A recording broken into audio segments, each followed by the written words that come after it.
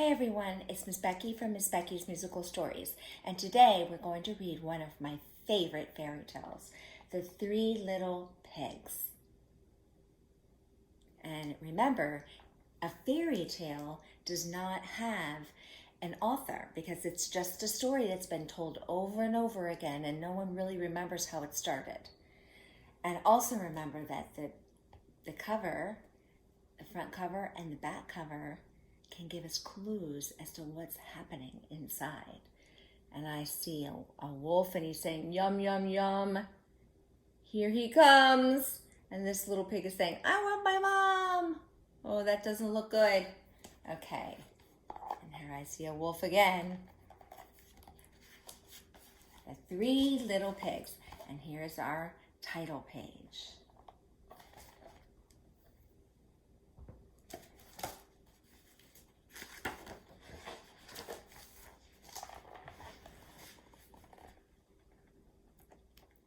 There were once three little pigs named Horace, Boris, and Percy, who lived together in a teeny tiny cottage in the forest.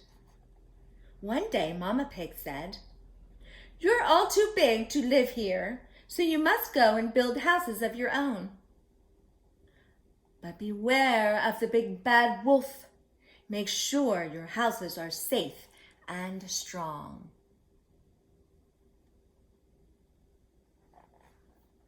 "Who's afraid of the big bad wolf?" chuckled Horace. "Not me," giggled Boris.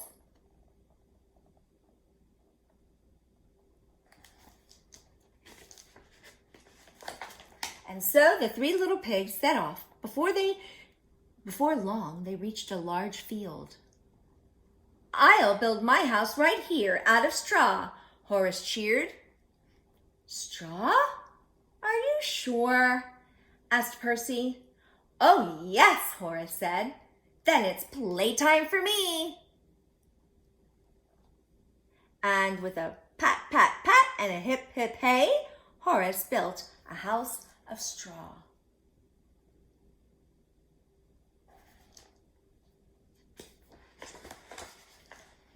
Soon after Boris and Percy reached the edge of the woods, "I'll build my house right here out of sticks," Boris squealed excitedly. "Then I can go and play with Horace." "Sticks? Is that wise?" asked Percy. "It's perfect," Boris said, and with a stack, stack, stack and a tra-la-la, Boris built a house of sticks. So there he is. This must be Percy.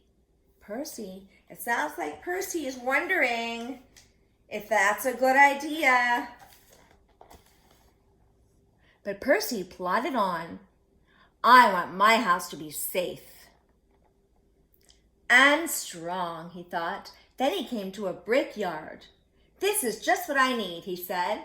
So day after day, Percy worked with a rumbly bump and a tip, tip, tap and a heave, heave, ho. Wow, he is working much harder than the other pigs. Until at last his brick house stood tall and proud. That's a very nice house. Now he's relaxing after he worked.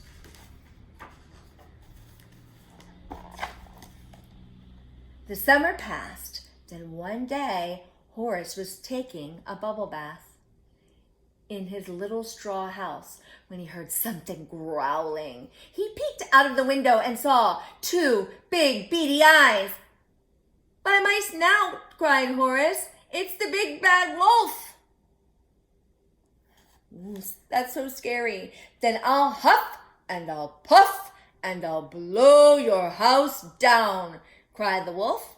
And he huffed and he puffed, and whoosh, Horace's house blew down, down, down. Aw, I wonder where he's going to go. He has no house. Horace yelped and scurried all the way to Boris's house of sticks. Look out, he cried, diving behind the couch. There in the window were big, beady eyes and sharp, pointed claws. It's the big bad wolf, Boris chattered. Little pigs, let me in, roared the wolf. Not by the hairs of our chins, trembled Boris.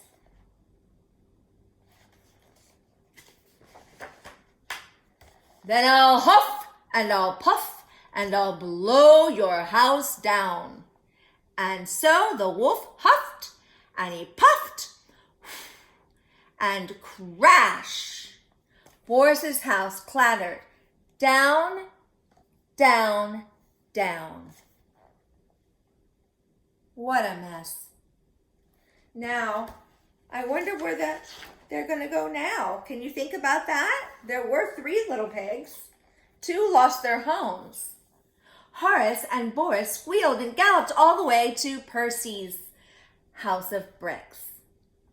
Look out, they shouted, and Percy saw big, beady eyes, sharp, pointy claws, and truly terrible teeth. It's the big bad wolf, he cried.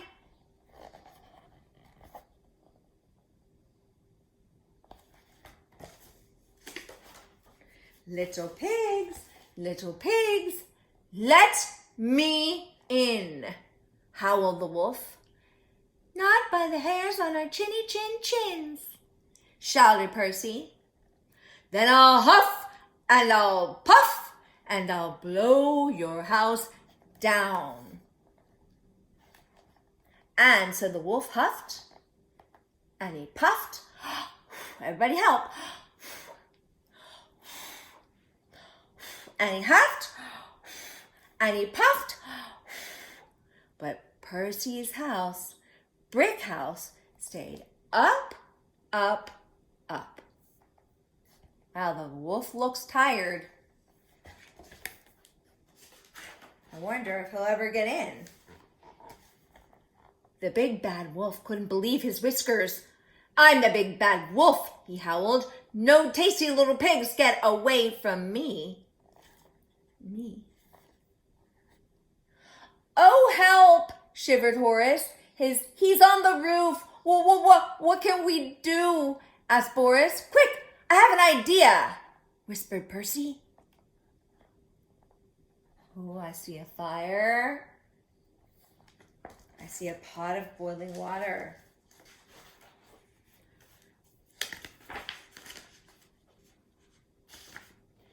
Yum, yum, yum. Here I come, laughed the wolf, and he slid down the chimney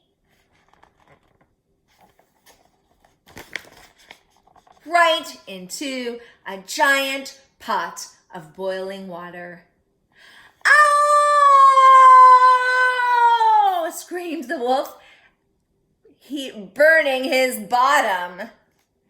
Then he leapt up from the pot and ran away as fast as he could.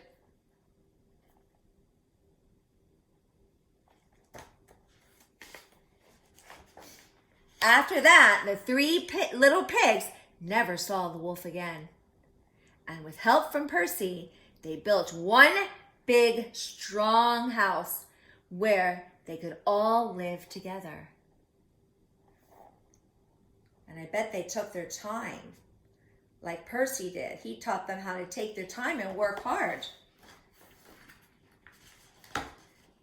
And that is the end of the story of the 3 little pigs.